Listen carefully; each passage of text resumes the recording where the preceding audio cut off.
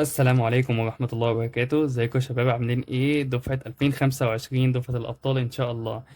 في الفيديو ده إن شاء الله احنا هنبدأ مع بعض نحل أول درس من كتاب الامتحان، وهو درس التيار الكهربائي. في الفيديو أو الكورس اللي احنا هنعمله ده هنحل مع بعض جميع أسئلة كتاب الامتحان، بالإضافة اللي احنا هنفسر كل سؤال جه منين وفكرته ايه، بحيث نتدرب على الأسئلة بشكل أوضح وأكبر، ونتمرن على أسئلة الامتحانات للسنين اللي فاتت إن شاء الله. نبدأ إن شاء الله بأول سؤال معايا. بيقول لك إيه؟ أي من الأشكال التالية يمثل بشكل صحيح الاتجاه الاصطلاحي للتيار I واتجاه حركة الإلكترونات الحرة E بين طرفي الموصل؟ حلو. عايزين نتفق مع بعض إن التيار بيمر من القطب الموجب إلى القطب السالب، يبقى التيار اللي هو الأي ده بيمشي من الموجب للسالب. طب الإلكترونات، طبعا الإلكترون بيكون عكس التيار. كويس. يعني أنا قلت من الموجب للسالب، يبقى ده من السالب للموجب. دي فكرة أول سؤال.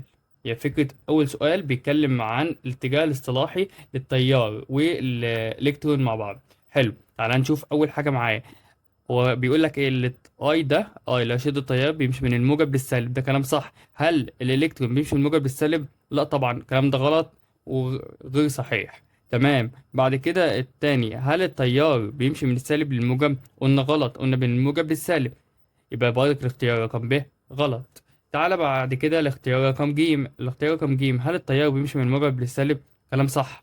هل الالكترون بيمشي من السالب للموجب؟ ده كلام برضك صح. يعني الاختيار بتاعي هيبقى اختيار رقم ج، ما تتسرعش. تعال نكمل. بعد كده رقم د. هل التيار التيار بيمشي من السالب للموجب؟ غلط طبعا، التيار بيمشي من الموجب للسالب. كلام كويس. تعال نيجي للسؤال رقم اتنين. بيقول لك الشكل المقابل يمثل جزء من دائرة كهربائية يمر بها تيار كهربائي مستمر شدته I في أي من الأميترين بالشكل قراءته أكبر. هنيجي في الفكرة دي، هي فكرة موجودة في الدرس التاني، هتوضح أكتر في الدرس التاني، لأن الشكل اللي قدامك ده متوصل على التوالي. يعني إيه متوصل على التوالي؟ يعني أنا معايا أميتر أولاني، ومعايا المصباح أهو، ماشي، وبعد كده معايا الأميتر التاني. كويس. هبدأ أمرر الآي في الأميتر الأولاني، هيمشي فيها كهرباء. بعد كده هيمر على المصباح. بعد كده هيمر على الاي 2 او الاميتر التاني. فبالتالي مره في الاي واحد اللي هو الاميتر الاولاني، والاي 2 اميتر التاني. ما هو مر نفس التيار مشي في الاتنين اميتر، اتنين اميتر. كويس. فبالتالي قراءة الاميتر اللي عندي واحد هتكون هي نفس قراءة الاميتر اللي عندي اتنين. ما هو نفس التيار اللي مشي في واحد هو نفس التيار اللي مشي في اتنين، فبالتالي الاميتر الاتنين هيكون لهم نفس القراءة، فبالتالي الإجابة بتاعتي بقى رقم ج. دي طريقة التفكير، بنفكر مع بعض ازاي، ما بنحلش السؤال على طول يعني. ش... سؤال رقم 3. بيقول لك ايه بقى؟ اذا كانت شدة التيار الكهربائي المر في موصل شدة التيار الكهربائي المر في موصل 2 امبير. حلو. يعني الاي بتاعتي بكام؟ الاي ب 2 امبير. كويس. كمية الشحنة الكهربائية المرة عبر مقطع، انت عايز كيو، هقوم رايح راسم له المثلث ده كده، مثلث بسيط. اي بيساوي الكيو على التي، وانت عايز هناك كمية الكيو. طب ما الكيو كانت بتساوي ايه بقى؟ الكيو كانت بيساوي الاي في التي. ما هو مديك كده كده الاي 2 امبير اهو.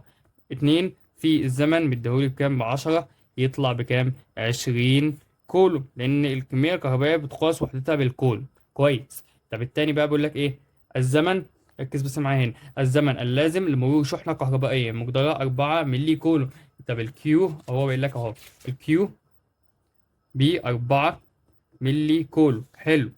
عبر مقطع، انت عايز هنا التايم بيتجاب ازاي؟ بيساوي الكيو على الاي. طب ما انت قايل لي اساسا الكيو هنا بكام؟ لسه انا قايلها ب4 على الاي اللي انت عايزها بكام؟ ب2. 4 على الاتنين هتطلع ب2. بس تطلع بقى ب2 ملي ثانية. كويس، 2 ملي ثانية. والاختيار بتاعي هيكون رقم الف. كويس قوي. يعني هنا هيطلع معايا د والف. تمام. احنا بنوضح مع بعض كده سؤال سؤال. كويس. بعد كده بقى بيقول لك ايه؟ في الشكل المقابل تمر شحنة كهربائية سالبة مقدارها 2 ملي كولوم عبر مقطع اكس من موصل خلال 4 ملي ثانية. حلو. قبل ما اكمل الكلام ده، انا عايز اروح اجيب له ايه؟ المصطلح او شدة التيار الكهربائية. الاي كانت بتساوي، لسه قايلها فوق، بيساوي الكيو على التي. طب ما الكيو طلعت معايا بكام؟ 2 في 10 أس سالب 6. ليه حولت؟ لأن مديلك الاتنين مايكرو كولوم، فبتضرب في 10 أس سالب 6. حلو. بعد كده مديك 4 في 10 أس سالب 3. ليه؟ لأن مديك بالملي ثانية. فاتنين في 10 سالب 6 على 4 في 10 سالب 3 هتطلع معاك بنص ملي أمبير. طب حلو. خلصت. أنا دلوقتي أنا خلصت مع بعض اللي هي القيمة طلعت بنص. هل بقى جيم ولا دال؟ تعال نفكر مع بعض. هو الشكل اللي هو مديها لي او اللي هو بيتكلم معايا، هل هو شدة تيار؟ شدة تيار كانت بتمشي من الموجب للسالب، ولا الكترون؟ الالكترون تمشي بالسالب للموجب. ما اللي مديها لي في الاسطوانة دي، اللي مديها لي في الاسطوانة دي هي ايه؟ هي الكترونات. خلاص الالكترونات تمشي من السالب للموجب. فدام قلت من السالب للموجب تمشي من واي لاكس وليست من اكس لواي. لان امتى تكون من اكس لواي؟ تمشي من اكس لواي لو كان شدة التيار. اما ده الكترونات ماشيه بتسير في الانبوبه دي، فالالكترون يسير من واي لاكس. يعني الاختيار بتاعي هيبقى كقيمه واتجاه هي الاختيار رقم د، نص ملي امبير من واي الى اكس. نكمل. تمام زي الفل. سؤال رقم 5 بيقول لك إذا كان معدل مرور الإلكترونات الحرة في مقطع من سلك هو إكس. خلاص يبقى السلك، سلك، أنا أوضح هنا كده، سلك إكس، ال N بتاعه بكام؟ ب10 أس 20. نكمل بقية السؤال. ماشي. ومعدل مروره في مقطع من سلك واي هو 2 في 10 أس 20. يعني السلك واي بيساوي ال N هنا بكام؟ 2 في 10 أس 20. كويس. بعد كده انت عايز تجيب ايه؟ الاي اكس على الاي واي. هو كده اعتبر لو انا لو جيت اعوض في القانون اللي هو كان بيقول لك الاي بيساوي، اي بيساوي ماشي الكيو على التي. ما الكيو على التي، الكيو اساسا كانت بتساوي الان في اي على التي، والان ده عدد الالكترونات، والاي هي قيمه الالكترون، والتي اللي هو الزمن. لو هو حسب التي دي والاي الاثنين دول متثابتين، فهنجيب علاقه ما بين اي اكس واي واي بيساوي الان بتاعه الاكس على الان بتاعه الواي. كلام جميل. الان بتاعه الاكس بكام؟ كانت ب 10 اس 20 على الان بتاعه الواي بكام؟ 2 في 10 اس 20. كويس. هتودي دي مع دي تطلع الناتج بنص، ودي القيمه الصح. كويس قوي. نكمل. بسم الله. يقول لك ايه بقى؟ الشكل المقابل يمثل شحنة مقدارها بكام؟ الشحنة دي هي عبارة عن كيو بيساوي 2 ملي كولوم. كده انا معاك قيمة الكيو. مديك اف اللي هو التردد ده، اف ده اللي هو تردد، تمام، ب 1000 هرتز في مسار دائري منتظم. فإن شدة التيار أنا عايز أجيب الأي. طب ما حلو. لسه هستخدم نفس القانون، أي بيساوي الكيو على التي. طب زي الفل أوي. طب ما هو أنا ما ينفعش أعرف أجيب الإف دي؟ لا تنفع. وأنا كان عندي أساسا في تانية ثانوي المقلوب الزمن الدوري هو التردد. يعني 1 على التي يديك الإف. طب ما الإف ده هو التردد صح؟ خلاص 1 على التي تنزل يبقى إيه؟ تبقى الاف طبعا التردد اللي هي 1 على التي ده في الكيو، هي الاف بكام؟ ب1000. ماشي. في 2 يطلع 2000 طبعا امبير عشان انا بجيب قيمة الاي. كويس قوي قوي. زي الفل. احنا كده الاختيار بتاعي يبقى رقم د. ما تنساش اختياري رقم د. ماشي. زي الفل. تعال نكمل. بيقول لك ايه بقى؟ طبقا لنموذج بور لذرة الهيدروجين يتحرك الإلكترون في مسار دائري، في مسار نصف دائري، ماشي، بقيمة 53 أنجستروم. حلو. أول ما قبل ما أكمل بس الأول أنا هاخد المحتويات بتاعتي. الأر بكام؟ 53 أنجستروم يعني في 10 أس 9. كويس. ماشي. بسرعة الفي بكام؟ 2.2 في 10 أس 6. كلام جميل. فإن شدة التيار أنا عايز أجيب الأي. القانون ده مهم على فكرة. أنا هكتب كده إيه؟ فكرة هامة. الفكرة دي مهمة على فكرة. القانون ده برضك إيه هتستخدمه وفي حاجات برضك تانية. القانون كان بيقول لي إيه بقى يا معلم؟ ال N اللي هي عدد الإلكترونات في ال V اللي هي السرعة في ال E اللي هي إيه؟ الإلكترون اللي هو 1/6 في 10 أس -19. لسه نعوض بيها حال على الاتنين في الباي في الآر. تعالى كده نعوض.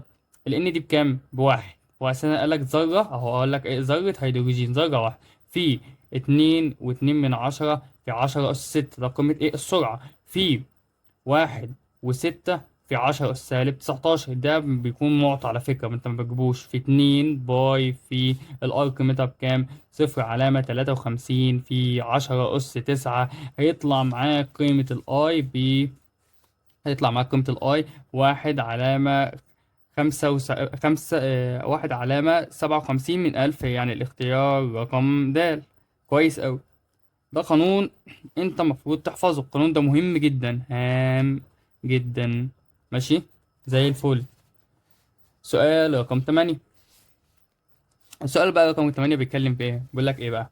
بيقول لك في الشكلين المقابلين جسمين اكس وواي يحملان شحنتان كهربائيتين مقدارهما كيو و2 كيو على الترتيب. يعني الاكس اهو، الشكل اكس ده هياخد كيو، والشكل واي هياخد 2 كيو. كويس قوي. يدوران في مسارين دائرين، فإن النسبة بين شدتي التيار الناتجان اي اكس واي واي. حلو. بيقول لك ايه؟ في حالة ثبات التردد او بنفس التردد. طب ما انا ممكن اجيب علاقة اي اكس على اي واي، ماشي، بيساوي قيمة اي اكس على اي واي هيساوي الشكل الاولاني كان ايه؟ اكس على الشكل الاولاني واي. حلو. انا ممكن برضك بعد كده اقول له ايه؟ كيو عند الاكس تساوي كيو عند ايه؟ عند الواي. ماشي، ما كيو عند الاكس طلعت معاه بكام؟ قيمتها بواحد. وكيو عند الواي هو اساسا قايل لي كيو عند الواي بكام؟ باتنين كيو. يعني كيو على 2 كيو، هقول له واحد على الاتنين، تطلع النسبة بكام؟ بنص. ده كده في حالة ايه؟ اللي التردد ده ثابت. طب حلو. طب في حالة بقى السرعة الخطية. حلو، في حالة السرعة الخطية احنا هنتعامل مع الأنصاف الأقطار. بمعنى ايه؟ بمعنى هنا كان بقول له ايه؟ اي اكس على الاي واي. لا يا عم الحاج، هم قايل له ايه؟ ار بس بتاعت ايه؟ بس بتاعت قيمة الاتنين، او بتاعت قيمة الواي برضه. ار واي، ما انا عشان عكسي بقى، هنا كان اكس على واي، ماشي. لا يا عم، هنا ار على واي. ار على ار واي على ار اكس. تطلع بقيمة كام؟ الار بتاعت الواي بكام؟ قيمتها بواحد اهي. قيمتها بواحد. ماشي، على ار اكس قيمتها باتنين. ماشي. ما تنساش برضك تضرب ايه في اتنين كمان، يعني الناتج يطلع ايه؟ ربع. ماشي، الناتج في هنا يطلع ربع. كويس اوي. بعد كده سؤال رقم 9. سؤال رقم 9 ده سؤال سهل ومباشر على فكرة، وهيقابلك يعني هيقابلك تاني كل المنهج عامة. عايزين نفهم الفكرة بتاعته. فكرة بقى الشكل ده ايه؟ تعال نقولها مع بعض. الشكل البياني المقابل يمثل العلاقة بين كمية الشحنة الكهربائية كيو المر عبر مقطع من موصل في دائرة تيار مستمر والزمن تي، فتكون شدة التيار. وانا اساسا عايز تجيب الاي. حلو. الاي كانت ناتجة من كيو على التي. طب وانا دلوقتي انا معايا شكل بياني عايز اجيب من خلاله قيمة اسمها السلوب. يعني ايه سلوب؟ السلوب اسمه الميل. الميل بيتجاب ازاي؟ كيو على التي، يعني فرق السينات على فرق الصادات. ماشي. وانا لو رحت خدت نقطه من اول هنا اهو، بص انا عايزك تركز بس معايا هنا. نقطه من اول هنا اهو من عند ال 30، ونقطه من اول نقطه الاصل، والنقطه ايه من الاخر حاجه. يعني لو قلت له 30 ناقص صفر، ماشي، من قيمه الكيو على قيمه الزمن اللي هي 3 ناقص صفر. يعني 30 على 3 او 30 على التلاتة يطلع معايا بقيمة ال10. كويس قوي. ده ايه؟ ده كده قيمة ايه؟ التيار، لان الكيو على التي تديك الاي. ده من حاجة اسمها ايه؟ اسلوب. ده انت هتقابله كتير على فكرة، فنقول فكرته كانت ايه؟ كويسة قوي. تعال نكمل. بيقول لك ايه؟ الشكل البياني المقابل يمثل العلاقة بين الشحنة الكهربائية كيو المر عبر مقطع موصل اكس وواي والزمن تي، فإن النسبة بين شدة التيار المر في الموصلين اي اكس والاي واي. دلوقتي انت عايز برضك تجيب السلوب بس بطريقه تانية. هنا كنت بجيب ايه؟ احداثيات، فرق سينات على فرق صادات. حلو. لا هنا يا عم هتجيبها بقى عن طريق تاني الزاويه. تاني الزاويه، بس هنا مفيش زوايا. هقول لك انا هجيبها ازاي. وانا دلوقتي انا عايز اجيب نسبه، مش عايز اجيب رقم بعينه. انت فاهم؟ يعني الاي اكس انا لما اجي اخد السلوب بتاعتها او اخد الزاويه بتاعتها، انا باخد الزاويه من اول المحور بتاع الاكس لحد المحور بتاع التي. يعني كل ده على بعض، ده كل ده زاويه. فاهم؟ كل الحته دي على بعضها زاويه. ماشي. يعني وكل الحته دي زاويه. يعني الزاويه بتاعه الاكس طبعا اكبر من الزاويه بتاعه الواي، فيكون النسبه بتاعه الاكس على اي اكس على اي واي هتكون اكبر من الواحد. ليه؟ لان البسط اكبر من المقام، فبالتالي هيكون اكبر من الواحد الصحيح. فالاختيار بتاعي رقم الف. كويس. يعني ليه بقى؟ يعني لو حد مش فاهمها تاني نقولها تاني مع بعض كده. الاي اكس تي ليه؟ لان الزاويه بتاعه الاكس عن محور الزمن اكبر من الزاويه بتاعه الواي عن محور الزمن، فبالتالي الاختيار هيكون الف. كويس قوي. نكمل. بسم الله. الشكل البياني يعبر عن العلاقة بين عدد الإلكترونات N المار عبر مقطع معين من موصل في دائرة يسري بها تيار كهربائي والزمن T، فيكون الشكل البياني الذي يمثل العلاقة بين شدة تيار I المر في هذا الموصل والزمن. حلو، هو دلوقتي بيعمل علاقة ما بين ال I وال T. هل لما أنا أزود التيار الزمن هيزيد؟ لا طبعا، مفيش الكلام ده. طب لما أنا أزود الزمن هل التيار هيزيد؟ لا طبعا، لأن التيار امتى بيزيد وامتى بيقل؟ التيار لما ازود او العب في قيمة المقاومة. لو انا زودت المقاومة فهنقص التيار، لو انا قللت المقاومة فهزود التيار، فبالتالي الزمن ملوش تأثير على التيار، فبالتالي الاختيار هيبقى قيمة ثابتة ما بينهم، اختيار رقم ألف. ده كده كان تفسير بسيط. بعد كده الشكل البياني، سؤال رقم 12. الشكل البياني يمثل العلاقة بين شدة تيار I المر في موصل وزمن مرور T، فإن كمية الشحنة المرة عبر مقطع من الموصل خلال 10 ثواني. كويس أوي. وأنت دلوقتي عايز تجيب التي صح؟ فعايز أجيب، مديك هنا شكل بياني أو بلاش شكل بياني، مديك هنا الشكل ده. عايز عشان اجيب الكيو فبجيب له حاجه اسمها المساحه تحت المنحنى. هتقابلك برضك الكلام ده بس في الفصل الثالث ان شاء الله. هتقابلك حاجات لازم تستخدم فيها المساحه تحت المنحنى عشان تقدر تجيب من خلالها قيمه الكيو. هي اي بيساوي كيو على تي. تعالى نستخدمها كده ونفسرها مع بعض.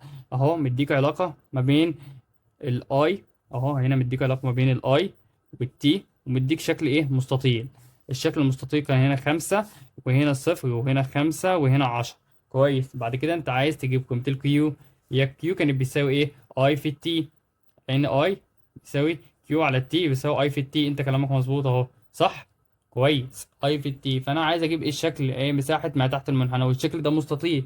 شكل المستطيل الطول في العرض كان الطول ب5 في العرض 10، يطلع ب50 كولوم، وده الناتج النهائي. عرفت بيتجاب ازاي؟ هتقابلك برضك اشكال زي دي، هتروح تجيب لها المساحه ما تحت المنحنى حسب بقى مثلث، حسب مربع، مستطيل، فبتتجاب مساحه ما تحت المنحنى. ودي برضك فكره مهمه هتقابلك تاني. ماشي، فالاختيار هيبقى يكون رقم د. نكمل. 13. تعتبر البطارية في الدائرة الكهربائية هي مصدر، هل هي الشحنات الموجبة ولا شحنات سالبة ولا توصيلية كهربائية ولا طاقة كهربائية؟ البطارية اللي أنا بستخدمها في ركز بس معايا نرسم برضك الشكل ده كده. البطارية دي أساسا هي مصدر الطاقة في الدائرة الكهربائية. دي مصدر الطاقة أساسا اللي بتمديني بالشحنات الموجبة والشحنات السالبة، وبتقدر من خلالها تشغل الدائرة الكهربائية كلها. هي دي الطاقة الكهربائية بقى بتاعة الدائرة. فالاختيار بتاعي يبقى يكون رقم د. نكمل. بسم الله. اللهم صل وسلم وبارك على سيدنا النبي صلى الله عليه وسلم. سؤال رقم 14. موصل معدني يتصل طرفاه بمصدر جهد مستمر لتكوين دائرة مغلقة، فأي من العبارات الآتية صحيحة بالنسبة لحركة الإلكترونات؟ الإلكترون بيمشي إزاي؟ الحرة داخل أو خارج المصدر؟ وأنا مش لسه راسم الرسمة دي وقلت لك اللي دي بطارية؟ دي البطارية بتاعتي. فالإلكترونات بتمشي خارج المصدر، لأن أنا كده خارج المصدر، ده المصدر، يبقى ده أنا هكتب عليه كده المصدر، صح. فالمصدر بيمشي خارج المصدر. امتى اقول هو داخل المصدر؟ بيكون داخل المصدر لما امشي كده، امشي يمين، ادخل جوه المصدر، لكن انا بمشي بره المصدر اساسا. طب حلو. في سؤالين، في جيم ودال، انا هحدد انهي واحده فيهم. حدد اي واحده. جيم دي تنتقل خارج المصدر الطرف الاعلى. تعالى برضك اتفق معاك اتفاق واقول لك اللي فرق الجهد بيسير، فرق الجهد يسير من الجهد الأعلى للجهد الأقل. فما ينفعش يكون العكس، لازم أمشي من الجهد الأعلى للجهد الأقل. فجيم هتبقى غلط. الإجابة الصحيحة الوحيدة هي رقم د. فسرناها لأن الحتة دي برضك مهمة وهتنفعنا كتير. نكمل. سؤال رقم 15 بيقول لك في أي الحالات الآتية يعبر السهم عن الاتجاه التقليدي؟ الاتجاه التقليدي التيار الكهربائي المر في المقاومة بين النقطة A و B. حلو. احنا مش لسه قايلين فوق اللي التيار او الفرق الجهد المفروض يصير من الكبير للصغير؟ الشكل الاولاني ده من 10 ل2، ده كده صح مظبوط. طب التاني ده بيصير من 0 ل10، من الصغير للكبير، هل ده صح؟ طبعا غلط. كده سؤال رقم ب غلط. حلو. سؤال رقم جي، شكل رقم ج من -4 ل2، هل ده الكلام ده صح؟ غلط طبعا. من -4 ل0، هل الكلام ده صح؟ غلط طبعا. فالإجابة الصحيحة الوحيدة هي رقم ألف، لأن بتصير من 10 ل2، يعني من الكبير للصغير. يعني الإجابة بتاعتي الصح هي رقم ألف. سؤال رقم 16 بيقول لك بقى إيه، ركز بقى معايا في سؤال رقم 16. بيقول لك في الشكل المقابل يكون الشغل المبذول لتمر شحنة كهربائية مقدارها 4 كولوم بين النقطتين. وانا دلوقتي عايز اروح اجيب الشغل، ودلوقتي اجيب الشغل ازاي؟ اقوم رايح راسم له المثلث بتاعي، الفي بيساوي الدبليو، الدبليو ده اللي هو الشغل على الكيو اللي هي الكمية الكهربائية، الدبليو بيساوي الفي في الكيو. حلو. وهنا مديك ايه؟ مديك 4 كولوم، 4 اللي هي كمية كهربائية. مديك بقى ايه الفي؟ ازاي؟ هقول لك بقى. هو انا اختار 15 ولا اختار -5؟ انا هروح اجيب الفرق ما بينهم. يعني ايه الفرق ما بينهم؟ اطرحهم يعني. هروح اقول له 15 ناقص. انت فاهم؟ 2 ناقص. ليه قلت 2 ناقص وانا مش قلت لك الفرق ما بينهم؟ يعني 15 هطرح منها -5. اما اجي اطرح من سالب، يعني سالب بموجب. حلو. يعني 15 زائد الخمسة 20، دي تديني كده 20. في الأربعة اللي هي دي تطلع الناتج بتاعي 80 جول. ليه بقى قلت 80 جول؟ لأن أنا عايز شغل فوحدة قياس الشغل بالجول. فالاختيار بتاعي هيكون رقم د. كويس قوي. نيجي لسؤال رقم 17. فرق الجهد بين نقطتين عندما يلزم بذل شغل مقداره 30 جول لنقل شحنة كهربائية مقدارها 10 كول. انت عايز في، انا لسه قايل لك حالا اللي الفي، تعال نقول هنا في الحتة الصغيرة دي، هو مش الفي بيساوي دبليو على كيو؟ وهنا مديك شغل بقيمة 30 ومديك كمية كهربائية بقيمة 10، يعني 30 على 10 هتطلع 3 فولت. يعني الاختيار بتاعي رقم ب. كده كويس قوي، ده تعويض مباشر مفيش في اي حاجة. تعال نكمل. بيقول لك ايه بقى السؤال ده؟ تعال نكمل كده ونقرا السؤال واحده واحده. بيقول لك ايه بقى؟ اذا كان الشغل المبذول لنقل كميه من الشحنه الكهربائيه قدرها 5 كولوم بين نقطتين في موصل هو 100 جول. يعني انت قايل لي اللي الكيو بتاعتك ب5، وقايل لي اللي الدبليو بتاعتك ب100. طب ما هي معاك كيو معاك دبليو، روح هات لي يا عم الفي بيساوي دبليو على كيو. الدبليو هنا بكام؟ ب100 على الكيو هنا ب5، هيطلع معاك ب20 فولت. حلو قوي. بعد كده هقول له الاي بيساوي الكيو على التي. كويس. الكيو طلعت معايا بكام؟ هي الكيو اساسا مديها لي ب5، والتايم مديها لي بكام؟ بواحد، يبقى 5 على 1 ب5 امبير. حلو. بعد كده هو عايز عدد الالكترونات. دي بقى ايه؟ سهله وبسيطه ان شاء الله. بيقول لك ايه بقى؟ عدد الالكترونات الحرة المرة خلال مقطع موصل قدره 2 ثانية. انا عايز اروح دلوقتي اقول له الاي بيساوي كيو على التي. استفاد بايه؟ طب ما كيو دي اساسا بيساوي الان في الاي. الان يعني ايه؟ ان عدد الالكترونات، والاي دي هي قيمة الالكترون. قيمة الالكترون اللي كانت بتعادل 1.6 و10⁻19. حلو. في التايم اللي هو برضك هو مغير التايم. مركز، انا مش هستخدم الواحد ثانية، انا هستخدم الاتنين عشان هو عايز عدد الالكترونات لما تكون عند ثانيتين. كويس قوي. طب الاي دي اللي انا هستخدمها، هستخدم انهي اي؟ هستخدم الاي اللي انا لسه جايبها. طب الاي اللي لسه جايبها كام؟ قيمتها ب5، بيساوي الخمسة في الان اللي انا مش عارفها في 1.6 في 10⁻19. كلام جميل. على قيمة التي اللي هي ب2. بعد الحساب هتعملها بالآلة الحاسبة، هتطلع معاك على طول الناتج، هيطلع معاك رقم ج. هتطلع معاك القيمة ب6 علامة 5 في 10⁻19، والاختيار ده صحيح إن شاء الله. تعال نكمل. بيقول لك رقم 19 الكولوم يساوي كمية شحنة كهربائية. احنا قبل ما نشتغل انا عايز فكرة ايه السؤال ده؟ عايز اطلع الكيو هنا بواحد. ماشي. هي الكيو عايزة تطلع بواحد. امتى تطلع بواحد؟ هو انا اساسا مش اي بيساوي كيو على التي؟ يعني لو الاي في التي دي طلعت واحد يبقى الناتج صح. او انا بقول له تاني، بحب اشتغل المثلث فاهم؟ بيريح بيخلص على طول يعني. في بيساوي دبليو على كيو. طب ما حلو، انا لو لقيت الشغل اللي انا بذلته على فرق الجهد طلع واحد، يبقى ده القيمة الصحيحة. طبعا ايه، واحدة واحدة كده ونشتغل مع بعض. يقول لك إذا مرت خلال مقطع من موصل في زمن قدره التي بتاعتك ب5 ثانية، كانت شدة التيار في الموصل 50. يعني هو بيقول لك ايه؟ عايز قيمة الكيو. طب ماشي يا عم الحاج، هي الكيو هنا بكام؟ الاي بكام؟ 50 في الزمن بخمسة، هل هتطلع بواحد؟ لا طبعا، يبقى لك إجابة غلط على طول من غير ما نكمل. ب، إذا مرت خلال مقطع مواصل نفس الكلام، مديك تايم ب50 ومديك الأي بنص، 50 في نص تطلع ب25، ما بتساويش واحد. تعال نكمل. جيم، تحتاج إلى الشغل قدره 5 نقل ما بين لنقل بين نقطتين، فرق الجهد بكام؟ بنص. حلو.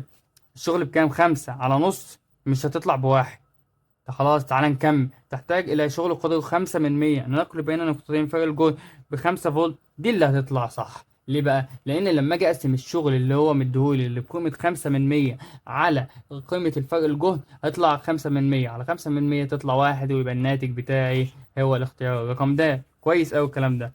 بعد كده السؤال برضك مباشر، نفس الكلام اللي وحلينا قبل كده. تعالى نحله برضك يلا. إذا كان الشغل المبذول لنقل 10 أس 20 إلكترون، كده مديك قيمة ال N بتاعت ال A بكام؟ 10 أس 20. ومديك قيمة ال10 جول، ومديك كمان ال W بتاعت ال A بيساوي 10. حلو. وبعد كده مديك برضك نفس الكلام مع ال N بتاعت ال B. اه بيقول لك والشغل المبذول لنقل 4 في 10 4 في 10 أس 20. وهنا مديك الشغل المبذول لنقل شغل المبذول في اللي هو سلك رقم بي 20 جول. انت عايز في، طب ما لسه قايل لك انا هجيب الفي على كل واحده على حده. في اللي هي كام؟ دبليو على كيو، وانا مش قلت لك دبليو على الكيو؟ كويس. هو لسه انا لسه والله ما اتخذناش عليها يعني، او فوتناه. في بيساوي دبليو على كيو. هي الفي كان الاولى بكام؟ ب10 على على كيو. هنا كانت بكام؟ الكيو يساوي ان في الاي، صح؟ انا مش قايل لك الان في الاي؟ مظبوط. حلو. يبقى لا، الدبليو بكام؟ 10 على كيو. الان بكام؟ 10 في 20. يعني اقول له 10 على 10 في 20. طبعا ما 10 في 20. ماشي. هنا 10 في أس 20 في 1.6 في 10 أس سالب 19. تعالى نشتغلها آلة حاسبة إيه ونشوفها مع بعض كده. أقول له 10 على 10 أس 20 في 1.6 في 10 أس سالب 19. يطلع معاك بقيمة كام؟ صفر علامة 625. طب التانية تطلع معاك بقيمة كام برضك؟ لسه برضك أنا لسه حاسبها حالا. 4 أهو الدبليو كام؟ 20 على 4 في 10 أس 20 في 1.6 في 10 أس سالب 19. تطلع معاك بقيمة، نكتب برضك بس القيمة هنا. تمام. نكتب 0.3125. كده أنا طلعت الاتنين مع بعض. نقسمهم بقى بعد كده. خلاص اقسم 0.625 على الأنس، يطلع معاك قيمة ب على طول. تمام، سهلة ومباشرة يعني. نكمل. 21 بيقول لك أي من الأشكال البيانية التالية يمثل علاقة بين فرق الجهد V بين طرفي موصل يسري بيه تيار مستمر والزمن T. نفس الكلام اللي احنا قلناه في شدة التيار، مش هنختلف عليه. بمعنى إيه؟ بمعنى هل لما أزود الزمن فرق الجهد هيزيد؟ لا طبعا. طب لما أزود فرق الجهد هل الزمن هيزيد؟ لا طبعا. يبقى الاختيار بتاعي رقم ألف، علاقة ثابتة ما بينهم، لا ده هيزيد ولا ده هيقل، فالاختيار بتاعي يبقى رقم ألف. كويس. بيقول لك 22 أي الأشكال البيانية التي يمثل علاقة بين الشغل المبذول W لنقل الشحنة كهربائية بين نقطتين، فرق الجهد الكهربائي بينهم ثابت، وقيمة الشحنة زي الشحنة Q. حلو.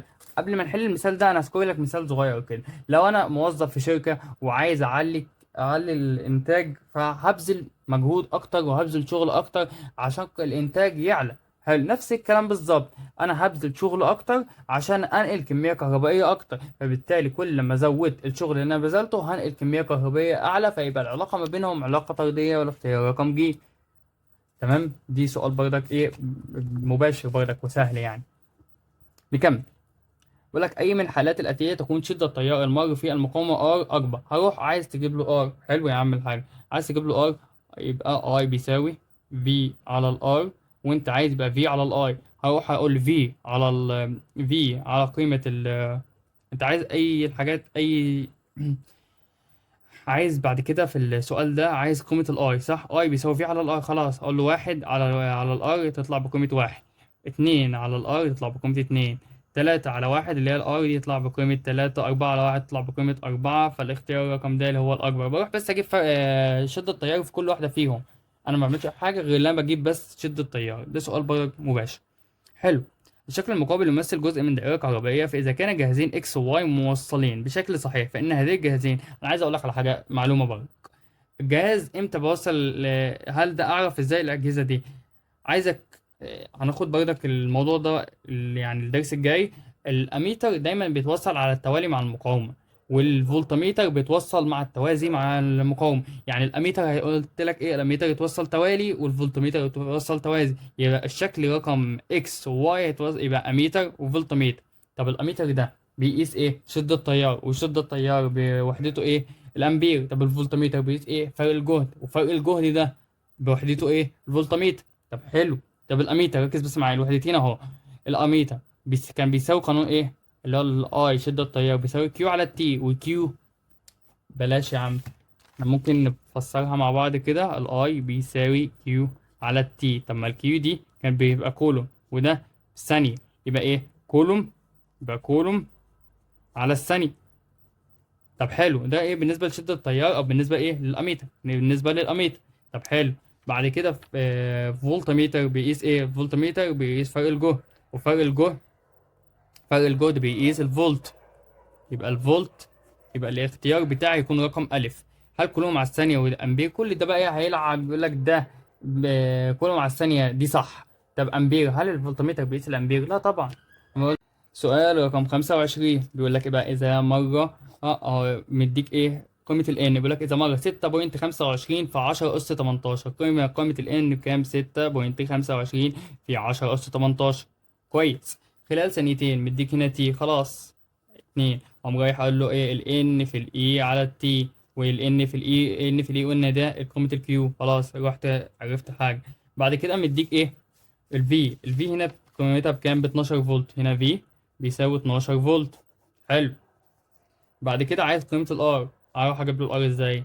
وانا مش بروح اقول له لل I بيساوي V على ال R، يعني ال R بيساوي V على ال I. كويس. حلو اوي الكلام ده. طب ما انا معيش قيمة ال I، تتجاب ازاي؟ هتتجاب بقى من ال I بيساوي Q على T. هي بس بتربط بس الايه الافكار ببعض. ال N بكام؟ 6.25 في 10 أس 18 في 1.6 في 10 أس سالب 19 على قيمة التي اللي أنا لسه عارفها برضك باتنين. حلو.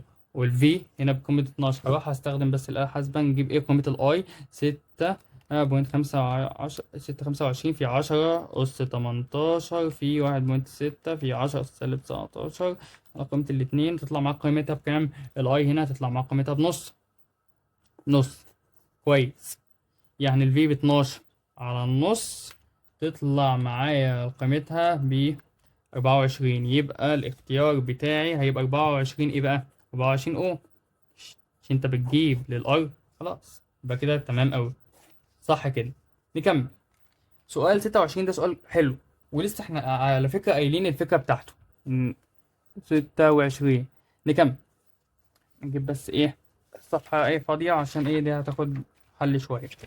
26 بيقول لك الشكلين المقابل واحد واتنين يوضح جزئان من دائرتين كهربائيان يمر بها تيار شدته اي واحد واي اتنين على الترتيب، فإن النسبة بين شدة اي واحد على اي اتنين. هروح لاي واحد، هروح اجيب له الاي بتاعتها. الاي بيساوي في على الار. طب ما الفي هنا بكام؟ ب20 على الخمسة. ماشي، 20 على 5 تطلع بكام؟ قيمتها بأربعة، بس أربعة ايه أمبير. كويس. دي كده بالنسبة لأي واحد. أي اتنين نفس الكلام بالظبط، في على الار. طب هنا في ايه؟ هروح أجيب برضك فرق الجهد، يعني 5 ناقص ناقص أهو، ناقص ناقص ماشي على قيمة الار بكام؟ ب10. 5 زائد ال20 تطلع ب25 على قيمة ال10. ماشي، تطلع ب25 على 10 تطلع ب2.5. حلو. كلام جميل كده. طلعت اي واحد واي اتنين. حلو. اي واحد طلعت معايا بأربعة، على اي اتنين طلعت معايا ب2.5. يبقى الناتج بتاعي 1 و6. الاختيار رقم ج. 8 على 5 تلاقي 1 و6 فعلا اختيار رقم ج بتاعي. تمام. حلو. 27 موصل مقاومته 10 اوم. ده كده معاك قيمة الار. يمر بيه تيار شدته نص، فإذا مر نفس الموصل تيار شدته واحد مع ثبات درجة الحرارة. عايزين نقول بقى فكرة كويسة هنا. فكرة كويسة اللي هي المقاومة ما بتأثرش على التيار. طب ازاي ده؟ المقاومة ما بتأثرش على غير اختلاف نوع المادة. لو نوع المادة سواء كانت حديد أو نحاس مثلا اختلفت، هتختلف المقاومة بتاعتها. أما التيار لا بيأثر على المقاومة، ما بيأثرش على المقاومة، بس العكس بيحصل. المقاومة بتأثر على التيار، بدليل لو أنا زودت المقاومة كانت كبيرة، التيار بتاعتها هيتمر تيار قليل، والعكس لو المقاومة كانت قليلة تيارها هيكون كبير. فبالتالي هو لعب في شدة التيار بس، ما لعبش في المقاومة، وما قاليش تغيري نوع المادة ولا درجة حرارتها حتى. فبالتالي هتكون نفس المقاومة، يعني الإجابة بتاعتي هتبقى الإجابة رقم ج. ده سؤال مهم على فكرة، وفكرة تركية مهم. 28 بقى. 28 نفس 26، بس لعب لي فيها ايه بالمتشقلب شوية، يعني كان يمين ده لعب لي فيها شمال بس. الشكل المقابل يمثل موصلان يمر بهما كل منهما تيار اهو. الشكل واحد 5 و-7، هروح برضك اجيب لي الاي، وهنا عايز بقى ايه قيمة الاكس، الجهد اللي عند نقطة الاكس. تعالى روح هات لي عند مثلا قيمة الواحد هنا. ركز بس معايا، الاي بيساوي الفي. طب 5 ناقص يعني زائد، احنا لسه قايلينها فوق، على 1.5. يعني اهو 12 على 1.5 تطلع معاك قيمتها كام؟ ب8. كويس. بعد كده الاي 1 على الاي 2. اي 1 على اي 2 هنا 8، بس انا عايز بقى ايه، هنشيل ده كده، اي 1 على اي 2 بتلت. طب ما انا عايز برضك نفس الكلام، بمعنى ايه، اي 2 دي كانت بتبقى ايه، اكس ناقص 22 على، او زائد، ناقص ولا زائد. المهم اكس ناقص 22 على قيمة الاي هنا بواحد. فانا عايز ايه اللي يديني، اللي احطه هنا فرق جهد. ركز بس معايا، اللي احط فرق جهد هنا، يعني انا عايز مثلا مثلا سبيلا، يعني لو حطيت هنا 2 على زائد 22 يطلع ب 24. 24 على 1 يطلع ب 24. لو قلت له 24 يطلع بواحد على 3، يبقى كده صح. طب انا لو حطيت 24 على 22 هل هتديني نسبة اي واحد على اي 2 بيساوي تلت؟ الإجابة طبعا هتبقى غلط. نفس الفكرة بتاعت 26، أنا ما غيرتش فيها حاجة غير اللي أنا هو عايز فرق جهدي بس. فبالتالي الإجابة بتاعتي الصح هتكون رقم ألف، لأن عايز 2 في، وهي الوحيدة اللي هتحقق لي نسبة اي واحد على اي 2 بيساوي تلت. كلام جميل. تعال نكمل. الشكل المقابل يمثل دائرة كهربائية يمر بها تيار كهربي شدته I، يتم فيها إجراء أحد التغييرات الآتية، وهي زيادة قوة الدفعة الكهربائية للمصدر للضعف. تمام، زودت قوة الدفعة الكهربائية للضعف. تاني حاجة، نقصت قوة الدفع الكهربائية للنصف. زيادة قيمة المقاومة المتغيرة للضعف. إنقاص قيمة المقاومة المتغيرة للنصف. فإن شدة التيار المر في الدائرة تزداد إلى الضعف. إزاي؟ إمتى أزود التيار للضعف؟ حلو. أزود التيار للضعف في حالتين بس. الحالة الأولانية هي زيادة قوة الدفع الكهربائية للمصدر للدفع، لأن أساسا أنا زودت قوة الدفع الكهربائية الإي إم إف بتاعتها، أو البطارية بتاعتها زودتها للضعف، فبالتالي التيار اللي هيمر فيها هيكون الضعف. حلو. تاني حاجة، هل انقص قوة دفع الكهرباء للنصف؟ لا طبعا غلط، انا لسه بقول لك زودها عشان تزود قيمة التيار. هل ازود قيمة المقاومة للضعف؟ غلط طبعا. لان لو انا زودت قيمة المقاومة للضعف، فانا بالتالي هقلل قيمة التيار للنصف، فغلط. فاعمل العكس بقى بتاعها، اقوم قايل لك انقاص قيمة المقاومة المتغيرة للنصف. لما انقص قيمة المقاومة شدة التيار هتزيد للضعف. فبالتالي الاختيار بتاعي هيكون رقم د، الأولى والأخيرة، اي واي في. دي سؤال برضك ايه مهم كويس. 30 دي على فكرة احنا قلنا نفس الفكرة بتاعتها. ليه؟ تعالى اقولها لك. في الدائرة الكهربائية المقابلة عند زيادة جهد المصدر، فإن الكمية الفيزيائية التي لا تتغير قيمتها. ايه الحاجة الوحيدة اللي ما بتتغيرش قيمتها بزيادة أو نقصان مثلا عن جهد المصدر؟ وايه هي الحاجة اللي لسه قايل لك عليها حالا؟ ايه الحاجة اللي ما بتتأثرش إلا بنوع المادة ودرجة الحرارة؟ تعال نشوف مع بعض. اول حاجه، معدل مرور الالكترونات عبر مقطع من الدائره. طبعا زياده الجهد دي بيأثر على عدد الالكترونات، بيزودها. الشغل المبذول بواسطه المصدر، طبعا الشغل بيزيد عشان ازود جهد المصدر. شده التيار نفس الكلام برضك بتزيد. هل قيمه المقاومه بتتأثر؟ لا طبعا. يبقى الوحيده اللي احنا هنقولها عليها هي قيمه المقاومه ما بتتأثرش، لان لسه قايل لك حاله نوع الماده ودرجه الحراره هي اللي بتأثر في نوع قيمه المقاومه. يعني قيمه المقاومه ما بتتأثرش غير بالحاجتين دول بس. فبالتالي الحاجه الوحيده اللي هتكون ثابته هي رقم د، وده الاختيار الصح. وبكده يا شباب نكون خلصنا 30 نقطة. مش حابب اطول عليكم اكتر من كده، عشان برضك تكونوا الحاجات دي ايه خلصتوها وفهمتوها كويس جدا. ولو حد حابب يسأل في حاجة يتواصل معايا ومفيش اي مشكلة ونوضحها له. ولو استفدت في جزء صغير ما تنساش تشترك في القناة وتعمل لايك وسبسكرايب للقناة عشان يوصلكوا كل جديد ان شاء الله. والسلام عليكم ورحمة الله وبركاته.